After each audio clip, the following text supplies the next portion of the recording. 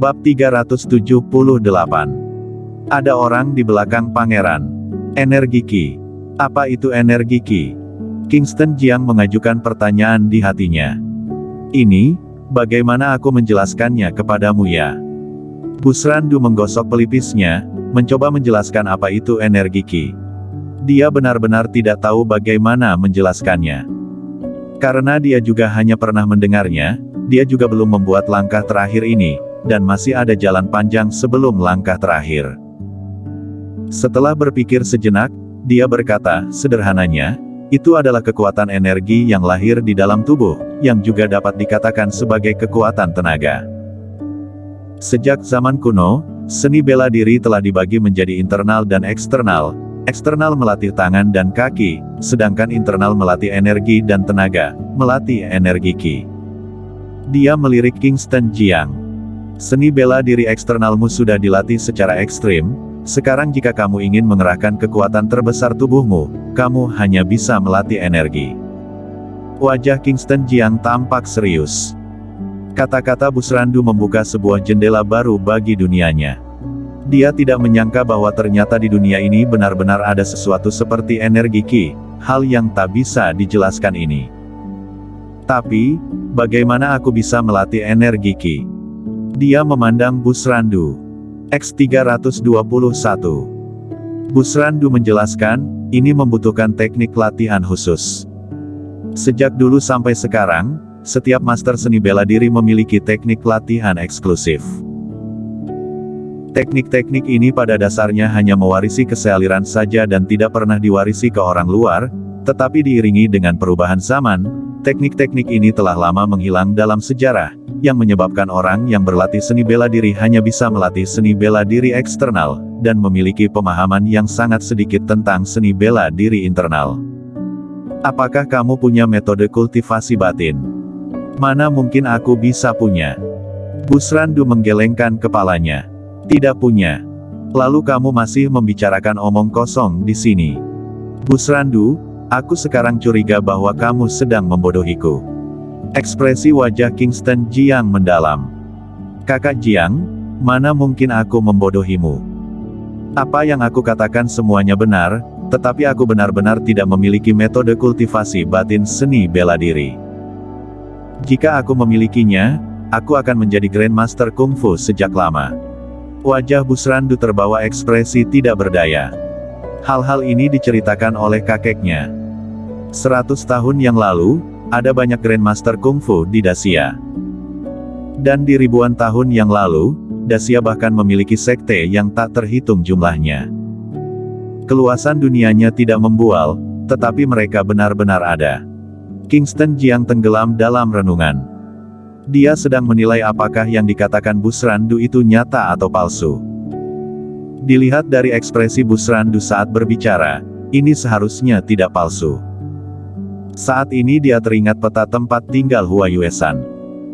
Dennis Jiang dari keluarga Jiang mengatakan bahwa di peta tempat tinggal Hua Yuesan telah tersembunyi rahasia keabadian. Dan di dalam kotak yang digali dari makam kuno Raja Lanling, ada sebuah buku gulungan kuno di dalamnya. Buku itu tercatat 18 manusia kecil. Di atas manusia kecil telah tertanda peta posisi meridian dan titik akupuntur, dan peta-peta ini telah bertentangan dengan kerasionalan medis modern. Jika dia menebak dengan benar, rahasia yang tersembunyi di peta tempat tinggal Hua Yuesan seharusnya adalah satu set metode kultivasi batin zaman kuno. Digabungkan dengan peta meridian 18 manusia kecil, lalu sudah bisa dilatih. Ketika memikirkan hal-hal ini, Kingston Jiang tidak bisa menahan diri untuk menarik napas dalam-dalam. Dia memandang Busrandu dan bertanya, apakah masih ada Grandmaster Kungfu yang berhasil melatih energi Qi di dunia ini? Tentu saja ada. Busrandu mengangguk, Dacia telah diwariskan selama ribuan tahun. Meskipun banyak sekte yang telah roboh, tapi masih ada ahli waris, dan juga masih ada metode kultivasi yang tertinggal, tetapi sebagian besar dari orang-orang ini acuh tak acuh akan ketenaran dan keberuntungan. Semuanya dalam pengasingan, tidak berjalan-jalan ke dunia luar, sehingga tidak ada orang yang mengetahuinya. Apakah kamu mengenal seseorang seperti ini? Tidak. Busrandu menggelengkan kepalanya. Kemudian dia segera menatap Kingston Jiang dan berkata, "Kingston Jiang, kamu menyelamatkanku keluar, dan aku juga telah memberitahu kamu cara untuk detoksifikasi. Kita bisa dianggap telah setara, ayo beri aku obat penawarnya, dan kita berpisah." Kingston Jiang terbawa senyum meledek di wajahnya. "Apakah menurutmu itu mungkin? Kamu sekarang dicari di seluruh dunia, kamu bisa melarikan diri kemana? Ini urusanku, tidak ada hubungannya denganmu. Busrandu, bagaimana kalau kita bekerja sama?" "Kerja sama?" Busrandu melirik Kingston Jiang. "Iya." Kingston Jiang mengangguk dan berkata dengan pelan, "Sandi Murong membunuh seluruh keluargamu, yang merupakan musuh genosidamu dan juga musuhku, dan Sandi Murong sekarang telah bergabung dengan pangeran.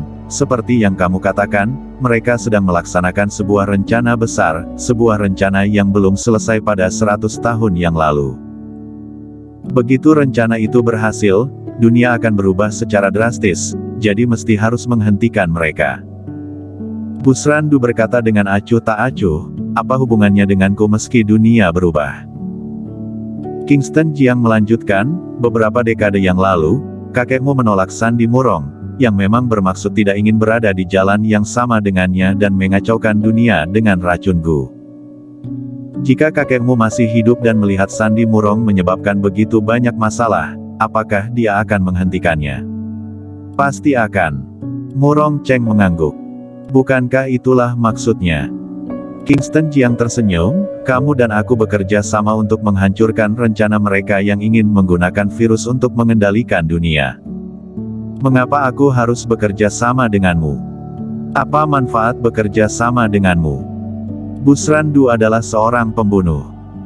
Dia menciptakan Dark Knight dengan tangan sendiri dan membudidayakan banyak pembunuh yang kuat. Dia hanya melihat uang. Jika punya uang, tidak masalah untuk membiarkannya membunuh siapapun. Kingston Jiang berkata dengan acuh tak acuh, "Aku pernah mendengar Apollo berbicara tentangmu. Apollo mengatakan bahwa ketika kamu ingin tobat, kamu langsung tertangkap. Aku yakin kamu juga tidak ingin mengalami kehidupan gelap seperti ini lagi. Dunia luar selalu mengatakan bahwa kamu kejam, dan membunuh orang tanpa berkedip. Tetapi aku percaya bahwa kamu adalah orang yang memiliki keadilan di hatimu."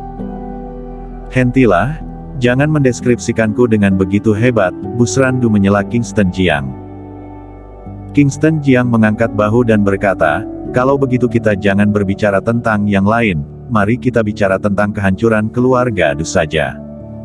Apakah kamu tidak ingin membalas dendam?" "Membalas dendam?"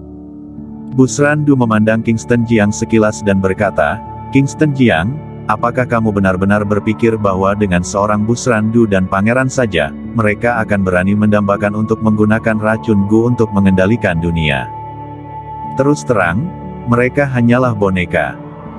Di belakang mereka, ada tokoh besar yang asli, orang yang benar-benar kuat, sangat kuat sehingga kamu dan aku bahkan tidak bisa membayangkan keberadaannya." Kingston Jiang bertanya, "Apakah itu Grandmaster Kung Fu yang berhasil melatih energi Qi?" Busrandu sedikit mengangguk, "Ya, dan Grandmaster Kung Fu juga hierarkis. Jangan berpikir bahwa jika kamu berhasil melatih energi Qi dan menjadi Grandmaster Kung Fu, kamu akan menjadi tak terkalahkan, kamu hanya akan mengerti ketika kamu mencapai alam itu." Bahkan saat bermimpi, Busrandu pun ingin membalas dendam. Tujuannya menciptakan Dark Knight juga untuk balas dendam. Namun, dia menyerah. Karena orang di belakang Sandi Murong tidak bisa dia provokasi. "Setelah dikurung selama bertahun-tahun, aku juga mengerti. Kehidupan hanya dalam beberapa dekade, mengapa aku harus terpesona oleh kebencian? Aku telah mengumpulkan cukup banyak kekayaan di paruh pertama hidupmu, dan semua uang itu sudah cukup bagiku untuk melalui paruh kedua hidupku." Kingston Jiang tidak menyangka bahwa seorang pria yang berambisi, seorang raja pembunuh, seorang tokoh legendaris di dunia pembunuh, akan memiliki sisi seperti ini. Busrandu adalah orang yang kuat, dia ingin merekrutnya. Dengan bantuan Busrandu, dia akan jauh lebih santai nanti. Benar-benar tidak mempertimbangkannya lagi. Kingston Jiang masih tidak menyerah, berkata, "Kamu membunuh begitu banyak orang di paruh pertama hidupmu, menyebabkan begitu banyak dosa, tidakkah kamu ingin menebusnya? Berhenti mengambil moralitas untuk menculikku. Setelah dikurung selama bertahun-tahun, akhirnya aku keluar. Aku harus menghargai hidupku sekarang." Busrandu meregangkan tubuh. Dengan ekspresi malas di wajahnya, dia benar-benar terlihat seperti orang yang sangat ingin mengasingkan diri dari dunia. Bersambung.